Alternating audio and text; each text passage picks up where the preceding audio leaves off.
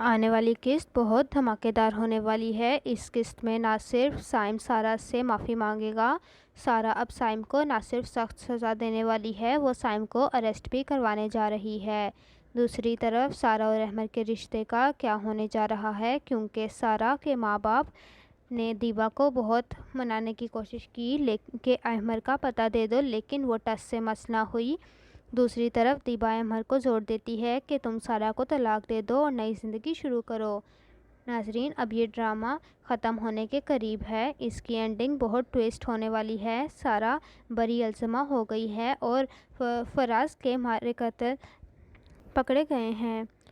یہ ڈرامہ جتنا بھی بکواس ہو، اس نے ہمیں دو سبق ضرور بتائے ہیں۔ سامیہ نے سردار کی اچھی خاصی بے عزتی بھی کروائی اور اسے اچھے سے دھلائی بھی کروائی۔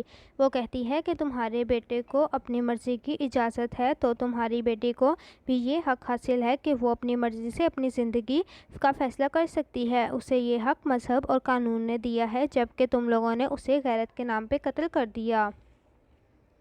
جس طرح سردار نے نہ صرف اپنی بہن کو قتل کر دیا بلکہ اس کے شوہر اور اپنی ماں کو بھی بھینٹ چڑھا دیا۔ اور دوسرا سبق یہ ہے کہ سائم نے ایک غلط فہمی کی بنا پر اتنا بڑا کرائم کر دیا۔ اس نے یہ سوچنے کی بھی زحمت نہیں کی کہ اصلی سارہ ہے بھی، بلکہ اس نے ایک بے گناہ کو اتنا تنگ کیا کہ اسے اپنی زندگی سے نفرت ہو گئی۔ اس لیے ہمیں سب سے پہلے معاملے کی تصدیق کرنی چاہیے، پھر تمام معاملات کو اچھے طریقے سے سمجھ کر کوئی قدم اٹھانا چاہیے۔ اب ناظرین، ڈرامہ ایسے موڑ پر آ گیا ہے جہاں تمام پردے کھل جائیں گے۔ دیبا اپنے بیٹے کو کہتی ہے کہ تم کچھ بلینک پیپرز پر سائن کر کے بھیج دو، مجھے تمہارے بزنس کے لیے چاہیے۔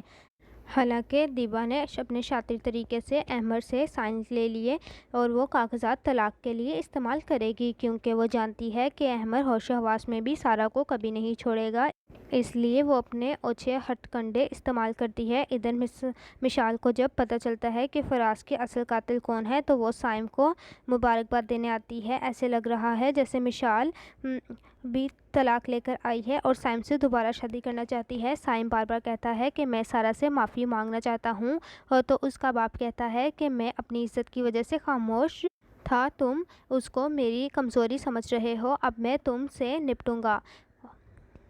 امارا کہتی ہے کہ میں نے ڈیڈ کو پہلی بار اتنے غصے میں دیکھا ہے۔ دوسری طرف سائم کی ماں فراز کے بیٹے کو گود میں لے کر سارہ سے ملنے آتی ہے تو سارہ دیکھ کر حیران رہ جاتی ہے اور پوچھتی ہے کہ جی کہیے۔